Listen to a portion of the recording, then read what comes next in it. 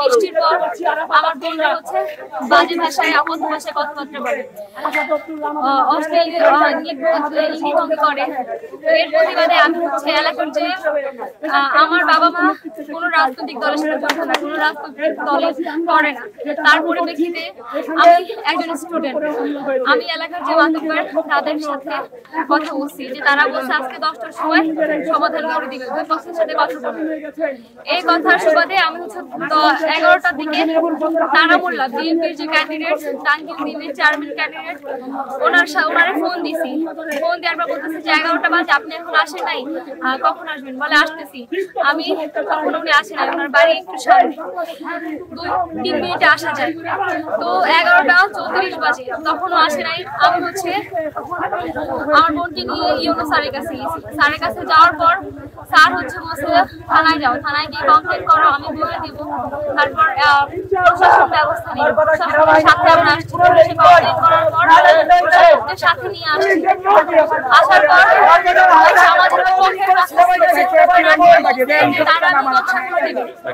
তারপর হচ্ছে রবিবারে আমাদের এই কথার ভিত্তিতে রবিবারে আমাদের এটা মিটিয়ে দেওয়ার কথা।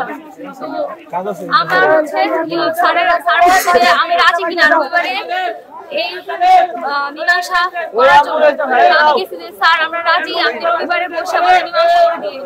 আসার সময় সাগর কাজী অজ্ঞাত ভাষায় কথা বলতেছিল, তখন পুলিশের 2জন কর্মকর্তা উপস্থিত ছিলেন। আমি বলছি যে আপনি কারে বলতেছেন?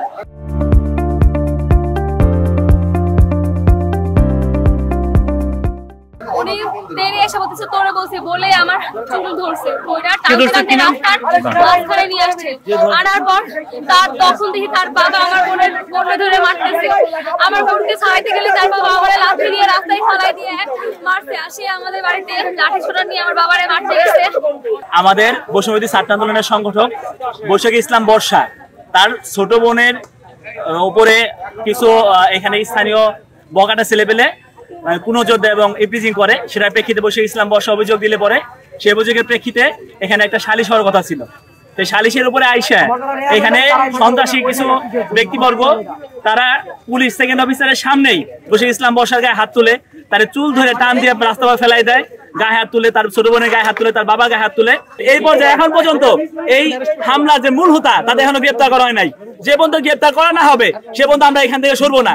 আমরা এই 24-এ যারা রক্ত দিয়ে নতুন স্বাধীনতা অর্জন করেছি বাংলাদেশে, আমরা কোনোভাবেই আমাদের যারা সহযোদ্ধা আছে, আমরা সেই বৈষম্য বিরোধী আন্দোলন হোক বা যারা বিগত দিনে আওয়ামী লীগ করেছে কিন্তু 24 আন্দোলন ছিল, তারা আমাদের ভাই, কারো উপরে কিন্তু আমরা হামলা মেনে নিতে রাজি নই। সিনিয়র জন্য ছোট ছোট বৈঠক খেলা আমি আমার একটা লাইভে দেখতে পেলাম বৈশাখীতে হামলা করা হয়েছে। হামলা করার পরবর্তীতে আমি এই স্পটে চলে আসি সরাসরি। আসার পর দেখি বৈশাখীকে হামলা করতেছে, বৈশাখীর উপরে হামলা হয়েছে, বৈশাখী বাড়িতে হামলা করছে।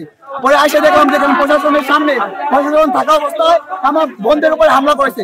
পরবর্তীতে আমি প্রশাসনকে কল দিচ্ছি, অন্য জায়গায় কল দিচ্ছি, কিন্তু কারো কোনো রেসপন্স পাইনি।